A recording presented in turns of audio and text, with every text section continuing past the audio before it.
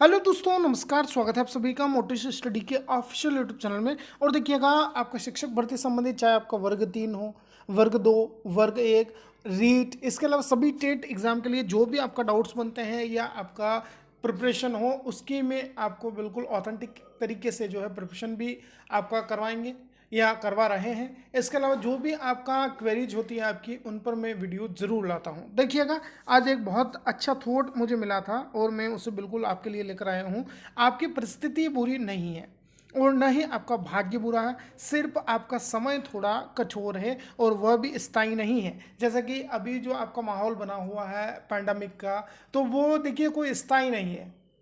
अभी जो है आपको खुद को पता है कोरोना पीक चल रहा है, तो इसके बाद कम से कम देखिएगा आपका 1 से 1.5 महीना मान सकते हैं अपन की रिकवरी जो है रेट वो अच्छी हो और अपना वेरिफिकेशन और नियुक्ति का जो आपका टाइम है वो भी बहुत जल्द आए। तो जितना टाइम आपने अभी तक निकाला है उतना टाइम आपको अब नहीं लगने वाला है। तो बहुत जल्द आप सभी जो है स्कूलों में जाएंगे। वर्ग 1, वर्ग 2 और आपका रीट और वर्ग 3 वाले तैयारी करते रहिए। किस्मत देखिएगा अच्छी रहती है तो अच्छी खासी पोस्ट आपको मिलेगी देखने को वर्ग 3 में।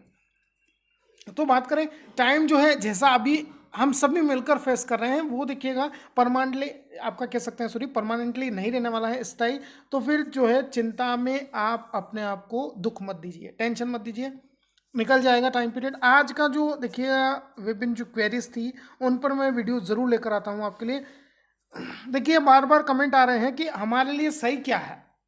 एकलव्य स्कूल ईएमआरएस की जो वैकेंसी निकली है आपका 1 अप्रैल से उसके फॉर्म स्टार्ट हो गए हैं, 30 अप्रैल तक है और इसका और भी डेट बढ़ सकता है या बढ़ गया है शायद।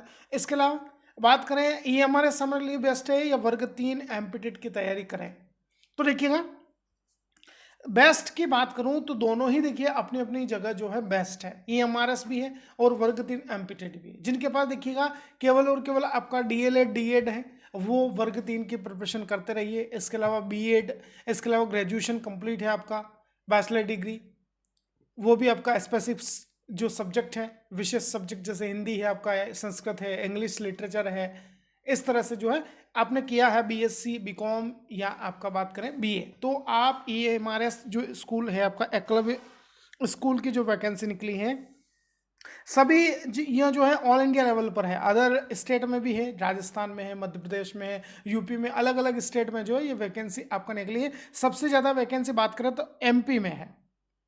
आया समझ में? तो आप देखिएगा यदि आपके पास क्वालिफिकेशन है, क्वालिफिकेशन भी जो है क्या मांगा है आगे डिस्कस करेंगे, वीडियो को अंत तक जरूर देखिएगा। इसके अलावा देखिएगा क्या एमपीटेट वर्ग 1 व 2 क्वालिफाइड कैंडिडेट है, इस ईएमआरएस स्कूल का जो फॉर्म है यह निकला है, इसको भर सकते हैं या नहीं भर सकते हैं। बहुत सारे कैंडिडेट जो कंफ्यूजन में है उनके भी बार बार कमेंट्स और मैसेजेस आ रहे थे। इसमें देखिएगा स्टेट जो टेट एग्जाम होते हैं ना, जैसे यूपी टेट है, रीट है, उनका जो है स्कोर कार्ड मिलता है, उनका जो है रिजल्ट हमारे पास घर आता है या मिलता है, हम लेने जाते हैं उसको। लेकिन एमपी टेट का कोई ऐसा नहीं है कि आपके पास रिजल्ट आए। तो यहाँ पर जो है कन्फ्यूज़न में है कि क्या हमारा ये जो फॉर्म है या भरा जाएगा या नहीं भरा जाएगा। वर्ग 3 की या एमपीटेट की तैयारी कर रहे हैं हम, तो इसके एग्ज़ाम जो है कब तक होने की संभावना है, इसका जवाब मैंने पहले भी दे दिया है, रिपीटेड क्वेश्चन है।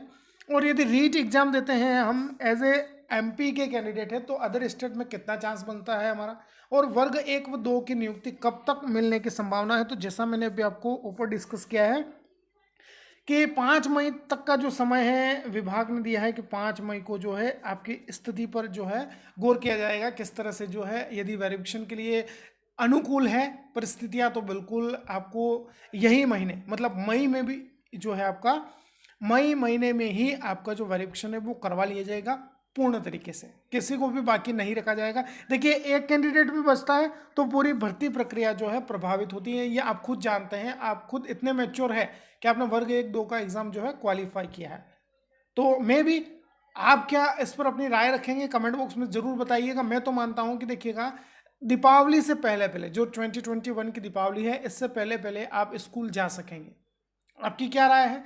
सभी जो है अपने आप से पूछिए सवाल को और जवाब जरूर दीजिएगा। चलिएगा बात कर लेते हैं क्या महत्वपूर्ण अपडेट है आप सभी के लिए। मैं बता दूं एकलव्य मॉडल रेसिडेंशियल स्कूल जो है आपका मिनिस्ट्री ऑफ ट्राइबल अफेयर्स के अंतर्गत आता है, मतलब ट्राइबल विभाग जो है जनजाति विभाग, उसके अंतर्गत यह आपका वैकेंसी निकली है। आया समझ में? देखिएगा कहीं आपका जो है फीस संबंधी डाउट बने हुए हैं, तो देखिएगा फीस में तो आपका आपदा में अवसर खोज लिया है ट्राइबल विभाग ने, बहुत ही ज़्यादा लूट मार है, इतनी फीस तो नहीं रखनी चाहिए। प्रिंसिपल और वाइस प्रिंसिपल के लिए देखिए 2000 फीस रखी है, और पीजीटी एंड टीजीटी के लिए 1500 रुपये है। इसमें जो है एससी एसटी और ओबीसी, इसके अलावा जो भी आपका रिजर्व्ड हैं आप, तो आपके लिए फीस थोड़ी सी आपका कम लगेगी, ये ऐसा लिखा है इसमें। आया समझ में? और एग्ज़ाम जो है आपका फॉर्म भी जो है ऑनलाइन ही एक्सेप्ट होंगे, और एग्ज़ाम भी जो है आपका कंप्यूटर बेस्ड टेस्ट होगा आपका। आया समझ में? जो नेशनल टेस्टिंग एजेंसी है एनटीए जो है आपका एग्ज़ाम लेगा। आया समझ में? ये ध्यान रखिएगा। फीस रिलैक्सेशन का जैसा मैंने बताया एससी एसटी पीडब्ल्यूडी कैटेगरीज के लिए आपका बिल्कुल थोड़ी सी जो है कम आपका होगी यहाँ पर। आया समझ में? चलेगा।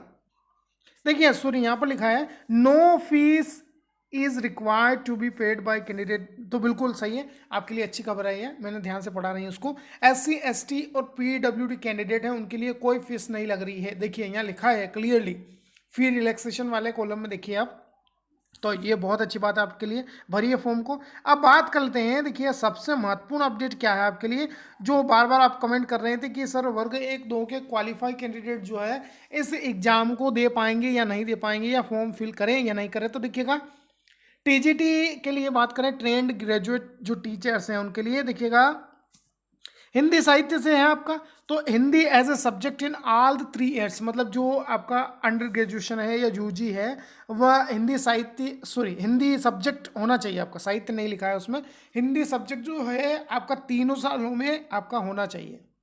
आया समझ में? इसके अलावा देखिएगा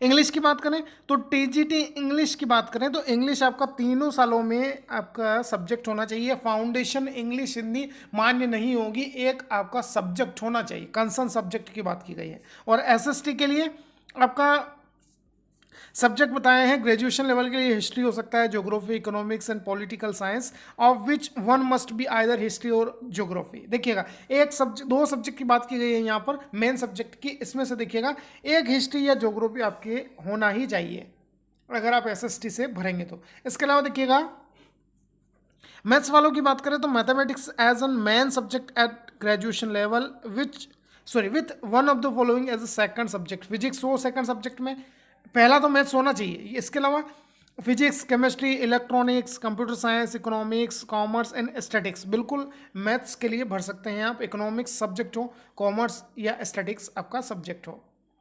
ऐसा समझ में? इसके अलावा देखिएगा टीजीटी साइंस के लिए bachelor degree in science with any 2 of the following subject, botany, zoology या केमिस्ट्री, इनमें से कोई आपका 2 सब्जेक्ट आपके पास होना चाहिए। इसके लिए बात की गई है देखिएगा यहाँ पर बीएड और equivalent degree from a recognised university, मतलब आपके पास बीएड है और इसके अलावा डीएलएड, डीएड या आपका जो है इनके साथ में जो है ग्रेजुएशन कंप्लीट होना चाहिए। आया समझ में? फिर लिखा है pass in the state teacher eligibility test, मतलब स्टेट और central teacher eligibility test, CTET paper second. देखिए पेपर फर्स्ट वालों को जो है यहाँ पर नहीं रखा गया है, पेपर सेकंड में साइंस मैथ्स होना चाहिए, और इसके अलावा एसएसटी जो है आप क्वालिफाई हो, एसएसटी और आपका साइंस मैथ्स दोनों आपने सीटेट के पेपर सेकंड क्लियर कर रखा है, तो बहुत अच्छी बात है, आप भर सकते हैं। इसके अलावा डाउट बन रहे थे कि क्या हमारा जो है एमपीटेट क्वालिफाई है, वर्ग 2 से है या वर्ग 1 से है, तो क्या फॉर्म फिल कर सकते हैं या नहीं, तो उसको भी देखेंगे। देखिएगा यहाँ पर एज लिमिट आपकी जो मांगी गई थी, ये आपका यहाँ पर 30 अप्रैल 2021 तक आपका काउंट होगी। आया समझ में? ध्यान रखिएगा सीटेट का पेपर सेकंड आप ध्यान रखिएगा क्वालिफाई हैं आप, तो इसको भर पाएंगे, ध्यान रखिएगा, ये बहुत बड़ी आपका कन्फ्यूज़न वाली बात थी आपके लिए। और इसके अलावा पीजीटी में आपको बात करें तो पीजीटी इंग्लिश लिटरेचर होना चाहिए, हिंदी और Sanskrit with Hindi as one of the subject at graduate level. PGT Hindi की बात करें तो हिंदी सब्जेक्ट होना चाहिए, या संस्कृत के साथ में हिंदी आपका होना चाहिए एक सब्जेक्ट के रूप में। इसके अलावा मैथमेटिक्स में अप्लाइड मैथमेटिक्स भी काम करेगी, पीजीटी के लिए बोल रहा हूँ मैं। आया समझ में? पीजीटी हिस्ट्री, ज्योग्राफी, ये सब कुछ आपको बताया है। इसके अलावा देखिएगा वाइस प्रिंसिपल के लिए जो है 160 नंबर का पेपर होगा, प्रत्येक सही आंसर के लिए जो है आपको 1 नंबर मिलेगा और नेगेटिव मार्किंग भी इसमें रहेगी, ध्यान रखिएगा 0.025। आया समझ में? आपका जो है ये नेगेटिव मार्किंग है, पूरे पेपर में आपका रहेगी सभी के लिए। टीजीटी वालों की बात करें तो 180 नंबर का पेपर होगा आपका, ध्यान रखिएगा। टोटल कितने नंबर का? 180। 1 नंबर आप सही आंसर करेंगे तो, इसके अलावा जो है यदि गलत करते हैं तो 0.25 नंबर जो है आपका काटा जाएगा। ऐसा समझो, जो भी आपका गलत आंसर यदि आप पुट करते हैं तो। इसके अलावा आप बोल रहे थे, देखिए ये जो फॉर्म है मैंने खुद ने भरा है, मैं बता दूं आपने स्टेप क्लियर 1 किया है मैंने, कंप्लीट जो एप्लीकेशन है वो आपको बता दूं मैं। आप पूछ रहे थे बार बार कि एम्पिटेड कैंडिडेट इसको भर सकेंगे या नहीं, तो देखिएगा यहाँ पर नीचे कॉलम है एस्टेट/सीटेट, तो देखिएगा are you STET and CTET paper second qualified or appeared. तो देखिए बात करें तो ये जो है मैंने दोनों ही क्लियर किया है, सीटेट पेपर सेकंड और एस्टेट एग्जाम अपने एम्पिटेड रीट सभी। ऐसा समझ में? तो इसका जो है ये ईयर पूछा था तो 2020 लिख सकते हैं आप यहाँ पर। और सर्टिफिकेट नंबर और रोल नंबर, देखिएगा आप पूछ रहे थे ना कि एमपीटेट का हमारा जो क्वालिफाइड है स्कोर कार्ड चलेगा या नहीं चलेगा, तो स्कोर कार्ड जो है मान्य है। यहाँ पर देखिएगा रोल नंबर आप भर लीजिएगा, इसमें रोल नंबर जो भी है आपके वो स्कोर कार्ड के चलेंगे आपका एमपीटेट क्वालिफाइड कैंडिडेट के लिए। ऐसा समझ में? मैंने भी भरा है, कोई चिंता वाली बात नहीं है, आप भरिए। और जो है सभी जो अर्हताएं हैं इसमें बता रखा है नोटिफिकेशन में कि इंटरव्यू के समय जो है आपके सभी जो क्वालिफिकेशन है वो कंप्लीट होनी चाहिए। आया समझ में? तो एमपीटेट वाले जो क्वालिफाइड कैंडिडेट है वो अपने रोल नंबर स्कोर कार्ड जो है आपका उसके माध्यम से इस फॉर्म को फिल कर सकते हैं। ये आपको बड़ा डाउट था, आई होप आपका ये डाउट भी क्लियर हो चुका होगा। इसके अलावा देखिएगा वर्ग 3 की बात करें तो देखिए वर्ग 3 में ऐसा है कि ये नोटिफिकेशन जब निकला था उसमें आपका पोस्ट शो नहीं हुई थी। आया समझ में? तो अभी भी आप कंफ्यूजन में थे कि क्या वर्ग 3 का एक और एग्ज़ाम होगा या केवल आपका जो है स्कोर कार्ड क्वालिफाइड कैटेगरी में आपको लाने के लिए था, या किस तरह से जो है ये एग्ज़ाम लेंगे। तो देखिए मैं बताना चाहता हूँ वर्ग 3 का यह जो है आपका एक ही एग्ज़ाम है, इस एंट्रेंस एग्ज़ाम के माध्यम से ही आपको नौकरी देंगे, ये बात पक्की है, ध्यान रखिएगा आप सभी। आया समझ में? तो बिल्कुल आप प्रिपरेशन करते रहिए, जैसा मैंने पहले वीडियो में भी डिस्कस किया हुआ है बहुत दफ़ा कि आप तैयारी करते रहिए, बिल्कुल एग्ज़ाम होगा और अच्छी रिस्पेक्टेड पोस्ट निकलेगी आपका।